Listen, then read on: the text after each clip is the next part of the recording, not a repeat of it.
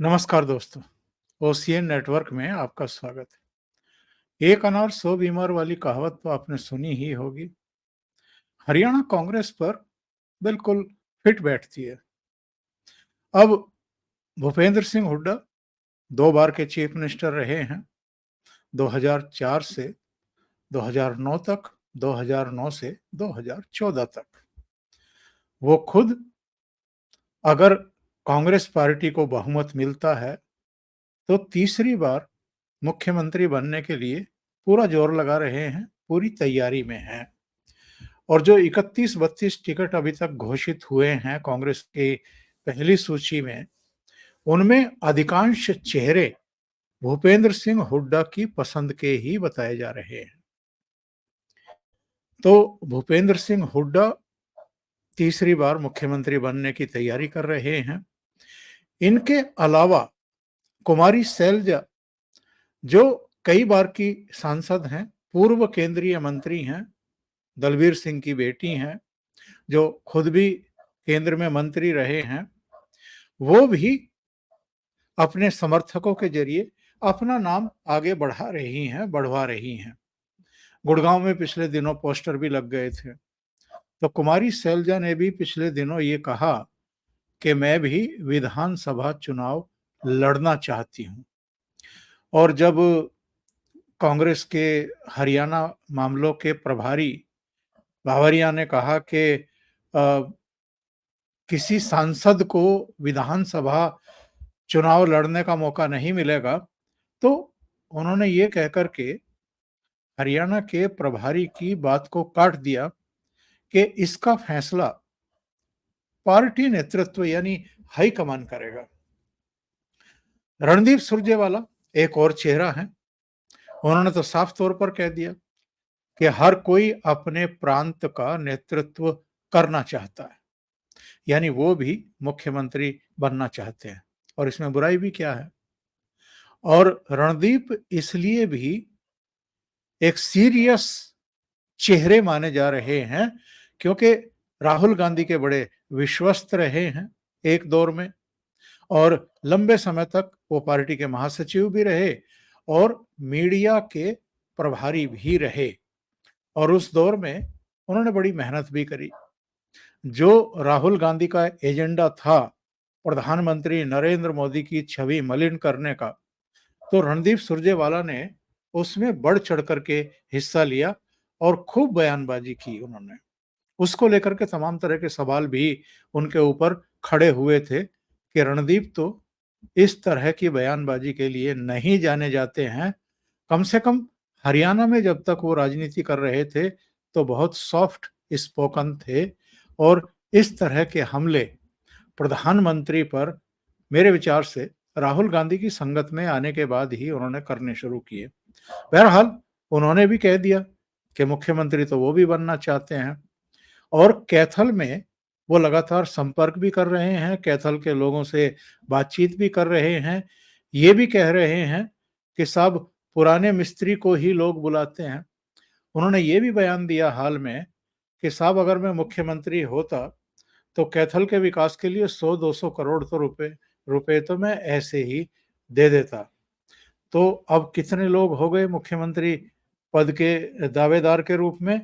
भूपेंद्र सिंह हुड्डा हो गए, रणदीप सुरजेवाला हो गए, कुमारी सैलजा हो गई। अब रणदीप सुरजेवाला और कुमारी सैलजा अगर दावेदारी कर रहे हैं कि हम मुख्यमंत्री बन सकते हैं या बनेंगे या बनना चाहते हैं, तो फिर उनकी एज ग्रुप के भले ही ना हो, उनसे भले ही छोटे हों, लेकिन भूपेंद्र सिंह हुड्डा के सुपुत्र दीपेंद्र हुड्डा ने भी अपनी सक्रियता इधर बढ़ा दी है। और भले ही वो लोकसभा के लिए चुने जा चुके हैं 2024 के अभी इलेक्शन में, पर उन्होंने भी विधानसभा चुनाव लड़ने की इच्छा प्रकट कर दी है। और हुड्डा परिवार कितनी मेहनत कर रहा है फिर से सत्ता में आने के लिए, और कांग्रेस को फिर से हरियाणा पर काबिज कराने के लिए, ये मुझे बताने की जरूरत नहीं है। खास तौर से हरियाणा के लोग तो बहुत अच्छे तरीके से इस तथ्य से अवगत हैं। भूपेंद्र सिंह हुड्डा भले ही उतने सक्रिय नहीं रह गए, लेकिन दीपेंद्र हुड्डा को उन्होंने लगातार सक्रिय रखा। जो जंतर मंतर पर इन महिला पहलवानों का आंदोलन था, या उसके बाद नई संसद के उद्घाटन के दिन भी जिस तरह का क्लैश हुआ, और जिसको फिर मुद्दा बना करके राष्ट्रीय अंतर्राष्ट्रीय स्तर पर दिल्ली पुलिस के खिलाफ भी और मोदी सरकार के खिलाफ भी एक अभियान चलाया गया, उसके पीछे कहीं ना कहीं दीपेंद्र हुड्डा, भूपेंद्र सिंह हुड्डा और कांग्रेस के दूसरे रणनीतिकार ही थे। ये लोग कितनी मेहनत कर रहे हैं एक हवा बनाने की, इससे भी आपको पता चलता है कि मनु भाकर, जिन्होंने 2 मेडल जीते थे पेरिस ओलंपिक में, उनको रातों रात भारत बुलवाया गया। बाकी खिलाड़ी आ रहे थे और कुछ वहां रुके हुए थे। मनु भाकर को भी वहीं रुकना था, क्योंकि क्लोजिंग सेरेमनी में ध्वजवाहक उनको भी बनना था। पर वो वहां नहीं रुक करके सीधे दिल्ली आ गई और उनकी मुलाकात सीधे सोनिया गांधी, राहुल गांधी से करवाई गई। फिर भूपेंद्र हुड्डा और उनके परिवार से भी वो मिली और उसके बाद फिर पेरिस लौट गई क्लोजिंग सेरेमनी में भाग लेने के लिए, एक मैसेज देने के लिए कि देखिए साहब, कांग्रेस के प्रति जो पेरिस ओलंपिक में मेडल जीतने वाले हैं, 2-2 मेडल जीतने वाले लोग हैं, वो कांग्रेस के प्रति किस तरह का भाव रखते हैं, और जो हाई कमान है, सोनिया गांधी है, राहुल गांधी है, उनके प्रति किस तरह का समर्पण भाव उनका है, कैसे वो आस्थावान है कि देश के प्रधानमंत्री से नहीं मिल रही है मनु भाकर, सीधे सोनिया गांधी से मिल रही है। तो ये 3-4 चेहरे हो गए जो मुख्यमंत्री पद की दौड़ में हैं। और चेहरा तो वैसे एक और भी है, लेकिन वो अब कांग्रेस में एक तरीके से किनारे कर दिए गए हैं। और ये चेहरा कौन है? याद करिए, भारतीय जनता पार्टी में चले गए थे 2014 में सपत्नीक चौधरी बीरेंद्र सिंह, सर छोटू राम के नाती, और उस समय तो उनको राज्यसभा भी मिल गई थी, मोदी सरकार में पद भी मिल गया था, कैबिनेट स्तर के मंत्री बनाए गए थे। 2019 में जो एक परिवारवाद आम तौर पर कांग्रेसी संस्कृति में तो बहुत ही ज्यादा है, और ये रोग उनकी देखा देखी दूसरे दलों में भी लग गया।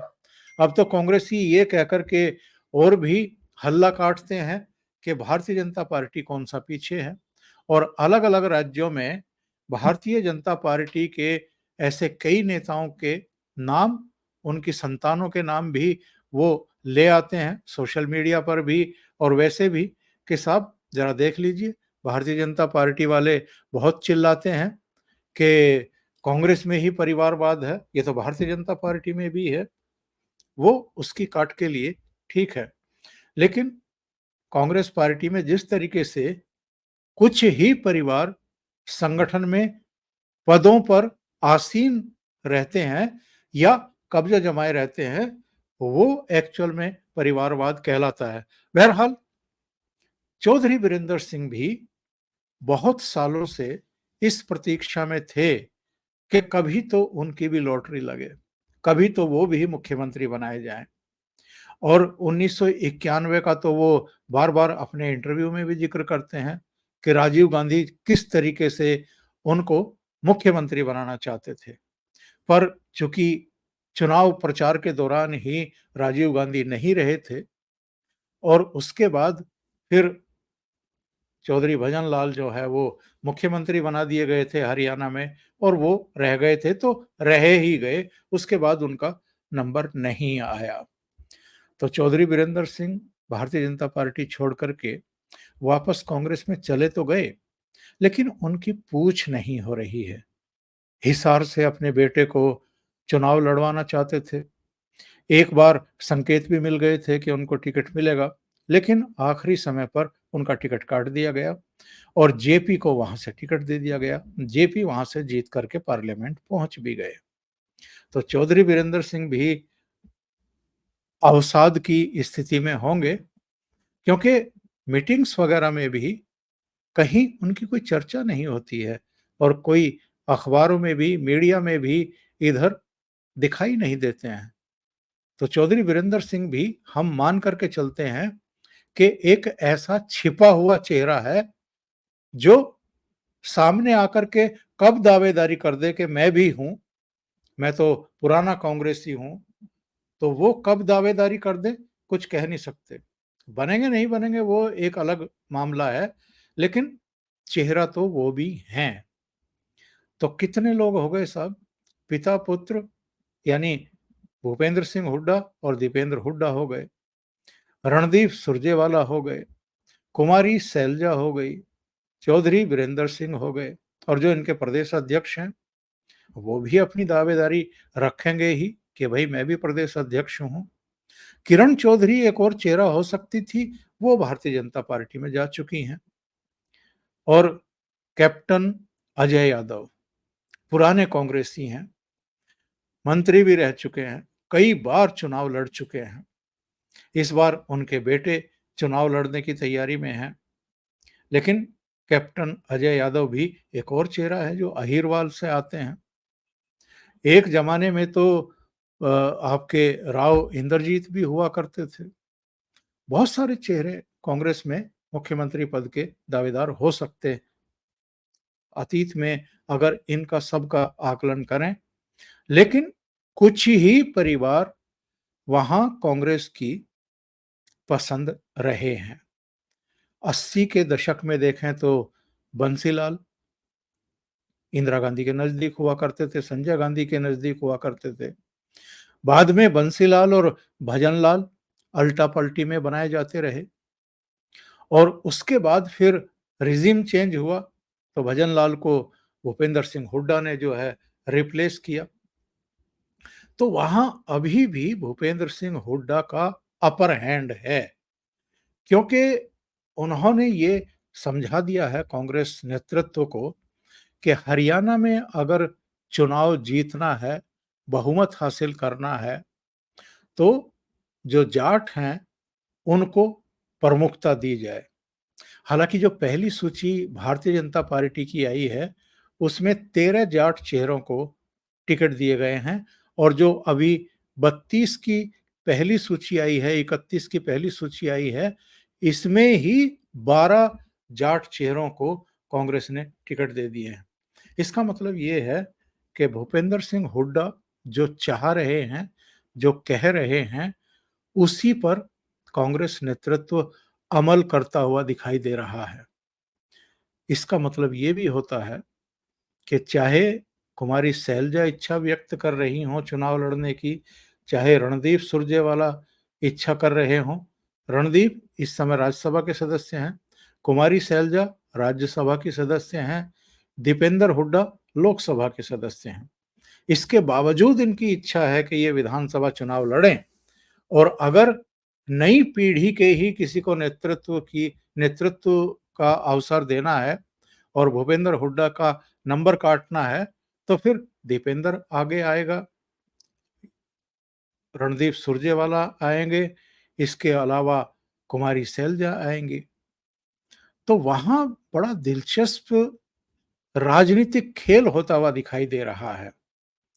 वैसे तो अभी 12 सितंबर तक तो नॉमिनेशन ही दाखिल होने हैं, इसके बाद वापसी भी होनी है, और 5 अक्टूबर को मतदान होना है। और आज हम जब 7 सितंबर को बात कर रहे हैं तो अब से ठीक एक महीना बाद 8 अक्टूबर को तो रिजल्ट ही आ जाने हैं, और ये पता लग जाना है कि सरकार किसकी बनने जा रही है, तीसरी बार भारतीय जनता पार्टी की, या 10 साल बाद फिर से कांग्रेस की सत्ता में वापसी होने जा रही है। अभी के लिए इतना ही। बहुत बहुत धन्यवाद। अगर आपको ये चैनल और इसके कंटेंट पसंद आ रहे हैं तो लाइक करें, कमेंट करें, वीडियो को शेयर भी करें। अभी तक अगर आपने ये चैनल सब्सक्राइब नहीं किया है तो सब्सक्राइब कर लें, साथ में लगे बेल आइकॉन को दबा दें ताकि आगे आने वाले वीडियो और उनके नोटिफिकेशन आप तक पहुंचते रहें। बहुत बहुत धन्यवाद। नमस्कार।